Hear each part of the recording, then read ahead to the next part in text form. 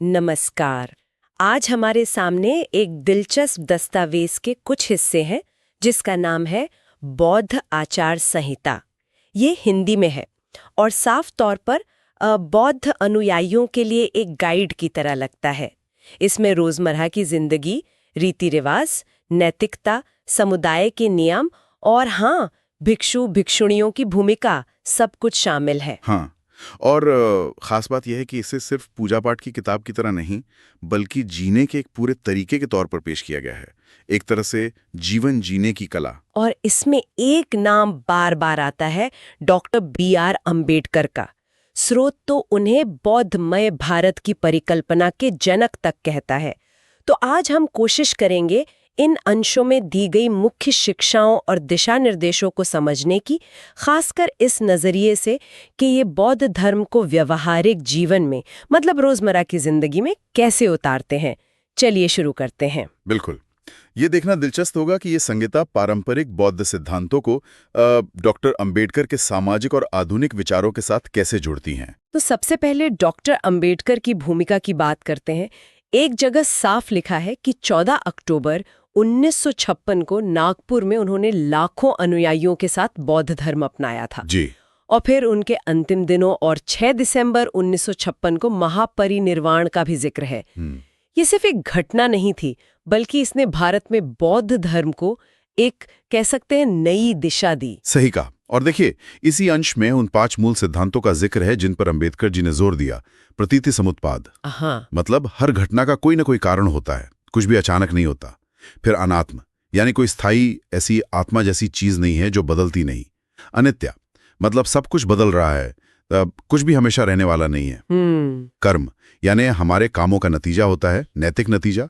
और पुनर्जन्म, कर्मों के अनुसार जीवन चक्र का, क्या कहते हैं, चलते रहना। ये सिद्धांत तो बहुत महत्वपूर्ण है ना, क्योंकि ये ईश्वर या एक स्थायी आत्मा वाले दूसरे धर्मों से बौद्ध धर्म को काफी अलग करते हैं। बिल्कुल। यहाँ फोकस बाहरी शक्ति पर नहीं, बल्कि चीजों को वैसे समझने पर है जैसी वे असल में है। कारण कार्य का नियम, बदलाव और हमारे अपने कर्मों की जिम्मेदारी। बिल्कुल, ये एक तरह से दुनिया को देखने का एक तर्क संगत और नैतिक ढांचा है। और इन्हीं गहरे दार्शनिक सिद्धांतों को रोजमर्रा की जिंदगी में कैसे उतारें, उसके लिए आते हैं पंचशील। हाँ, पंचशील। ये 5 व्रत गृहस्थों यानी आम अनुयायियों के लिए हैं। हाँ, ये तो बहुत बुनियादी और मतलब व्यवहारिक लगते हैं। हिंसा न करना, चोरी न करना, व्यभिचार यानी गलत यौन आचरण से बचना, झूठ न बोलना और नशा न करना। जी। ये सिर्फ नियम नहीं, बल्कि एक शांतिपूर्ण और भरोसेमंद समाज की नींव है। अगर सब इन्हें माने तो कितनी समस्याएं अपने आप हल हो जाएं। सही बात है।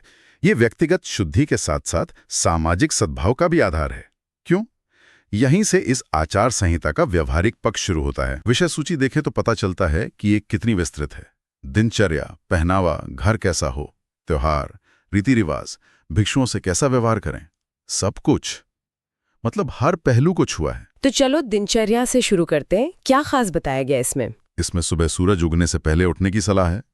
उठ के सबसे पहले बुद्ध, धम्म और संघ को नमन करना।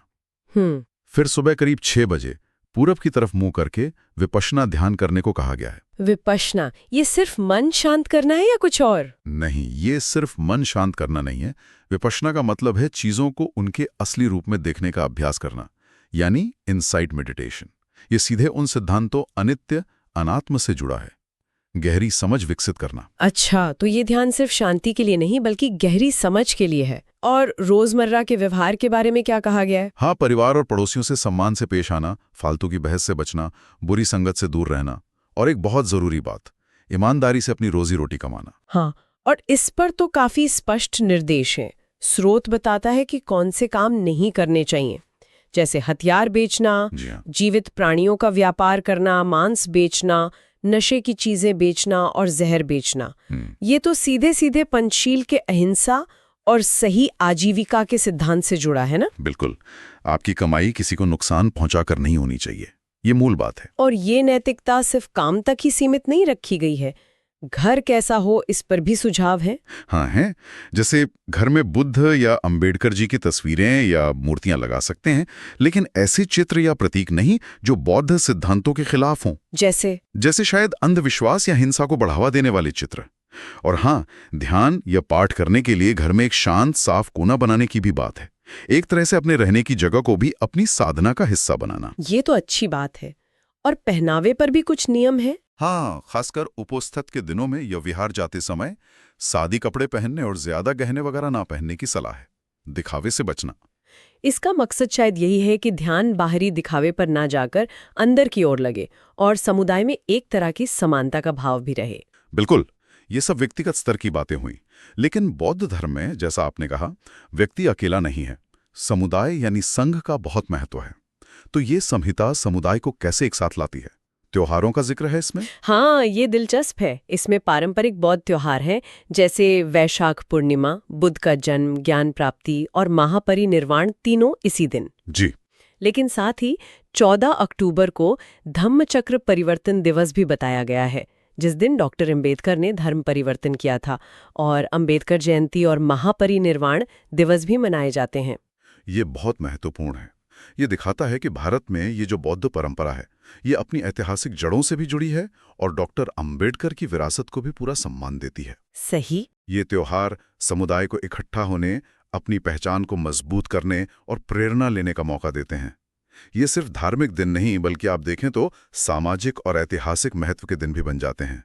और रीति रिवाजों के बारे में क्या? संस्कार विधि का भी जिक्र था। हाँ, संस्कार विधि।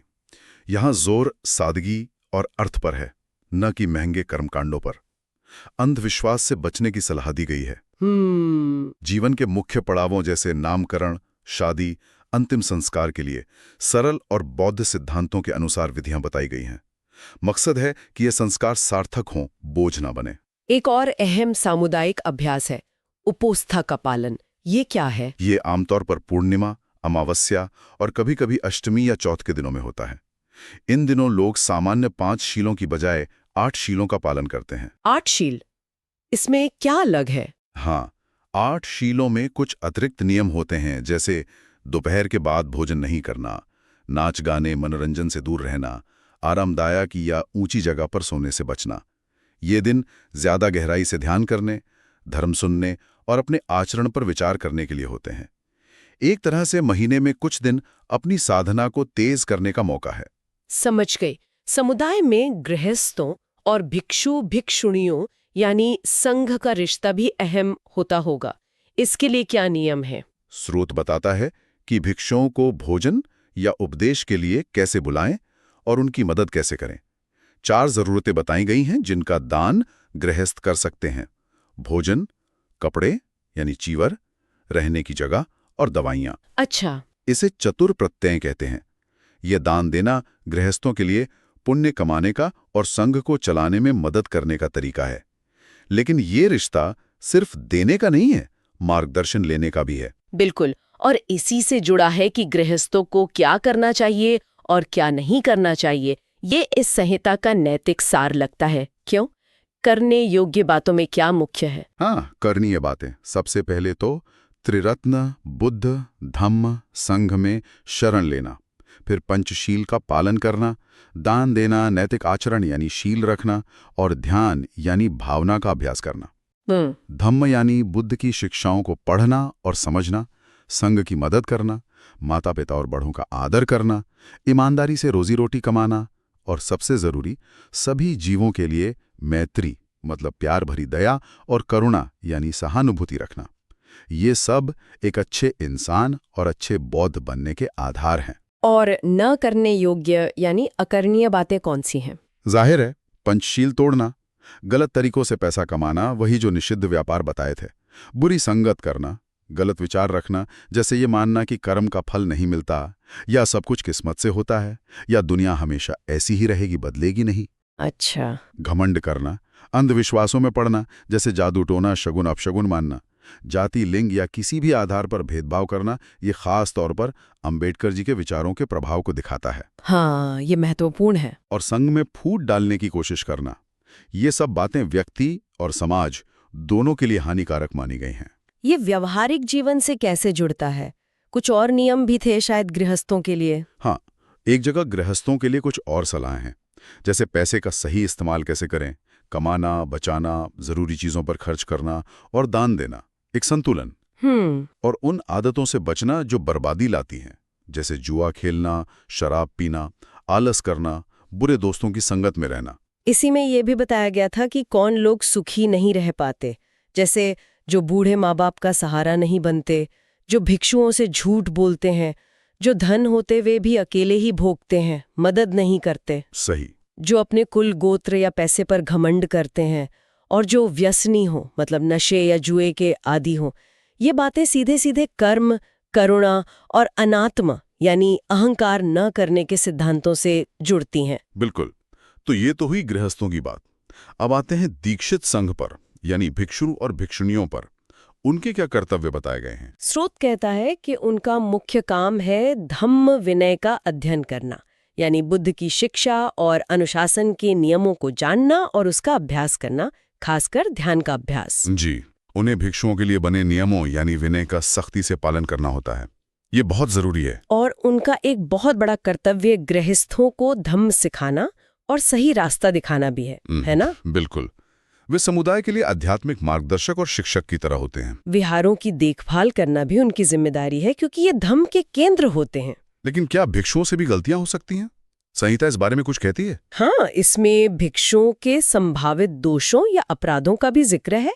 सबसे गंभीर है पाराजिक अपराध। जी। ये विनय के कुछ खास बड़े नियम तोड़ने पर होते हैं, जिनसे भिक्षु अपने आप संघ से बाहर हो जाता है। ओहो। और गंभीर बातों में शामिल हैं संघ में फूट डालना, संघ की संपत्ति का गलत इस्तेमाल करना या गलत तरीके से आजीविका चलाना, जैसे ज्योतिष बताना, ताबीज देना वगैरह, जो कि बुद्ध की मूल शिक्षाओं के खिलाफ माना जाता है। दीक्षा कैसे होती है, इसका भी जिक्र था शायद। हाँ, संक्षेप में बताया गया है कि सिर मुंडाना पड़ता है, त्रिरत्न की शरण लेनी होती है और भिक्षु वस्त्र यानी चीवर मिलते हैं।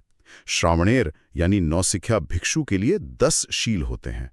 ये एक बड़ी जिम्मेदारी और समर्पण का कदम है। और जो लोग विहार के कामों में मदद करते हैं, स्वयं सेवक, उनके लिए भी कुछ निर्देश है? हाँ, उपासक या उपासिका, उनसे उम्मीद की जाती है कि वे भरोसेमंद हो, धम्म के काम में हाथ बटाएं और विहार के साधनों का ईमानदारी से सही तरीके से इस्तेमाल करें।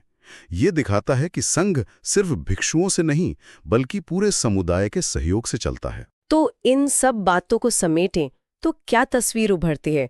ऐसा लगता है कि ये बौद्ध आचार संहिता एक बहुत ही व्यवस्थित, एक डिटेल्ड तरीका है बौद्ध सिद्धांतों को जीवन में उतारने का। इसमें नैतिकता, ध्यान, सामुदायिक जीवन, इन सब पर जोर है। और खास तौर पर भारत के संदर्भ में डॉक्टर अंबेडकर के विचारों और उनकी विरासत का गहरा असर दिखता है। बिल्कुल सही। इसमें बौद्ध धर्म के मूल दर्शन अनित्य, अनात्म, कर्म, प्रतीत्य समुत्पाद को रोजमर्रा के जीवन के व्यवहारिक निर्देशों और सामाजिक नियमों से बड़ी खूबसूरती से जोड़ा गया है। हाँ, ये सिर्फ व्यक्तिगत मोक्ष या शांति की बात नहीं करता, बल्कि एक न्यायपूर्ण, करुणामय और अंधविश्वास मुक्त समाज बनाने की कोशिश भी करता है, जो अंबेडकर जी की दृष्टि का एक अहम हिस्सा था। और जैसा कि हस्ताक्षर वाले पन्ने से पता चलता है, इसे कई भिक्षुओं और विद्वानों ने मिलकर तैयार किया था। तो ये किसी एक व्यक्ति की नहीं, बल्कि एक समुदाय की साझा समझ को दर्शाता है। ये वाकई एक गहरा दस्तावेज है, जो दिखाता है कि कैसे एक प्राचीन दर्शन को आधुनिक समय और समाज की जरूरतों के हिसाब से ढाला जा सकता है या ढालने की कोशिश की जा सकती है। हाँ, ये दर्शाता है कि धर्म सिर्फ आस्था का विषय नहीं, बल्कि जीवन जीने की एक सक्रिय पद्धति, एक एक्टिव तरीका भी हो सकता है। आज की चर्चा को यहीं रोकते हैं, लेकिन एक सवाल छोड़ जाते हैं सोचने के लिए। आज के इस तेज रफ्तार और अक्सर थोड़े व्यक्तिवादी समाज में इस तरह की एक विस्तृत आचार संहिता को अपनाना किसी व्यक्ति की पहचान और समुदाय से जुड़ाव की भावना को कैसे शक्ल दे सकता है? क्या ये आधुनिक जीवन की उलझनों में एक नैतिक दिशा दिखाने वाला कंपास बन सकता है, या फिर इसे निभाना अपने आप में एक चुनौती है? या ये भी सोच सकते हैं कि जहां व्यक्तिगत अभ्यास जैसे ध्यान या शील और सामुदायिक सहारे जैसे संघ से जुड़ना, त्योहार मनाना, दोनों पर बराबर जोर है, तो ये ढांचा व्यक्तिगत आध्यात्मिक खोज और सामुदायिक धार्मिक जीवन के बीच संतुलन कैसे बनाता है? क्या ये संतुलन आज के दौर में हासिल करना मुमकिन है, और अगर हाँ, तो कैसे? दिलचस्प सवाल है। अगली बार तक इन पर विचार करते रहिए।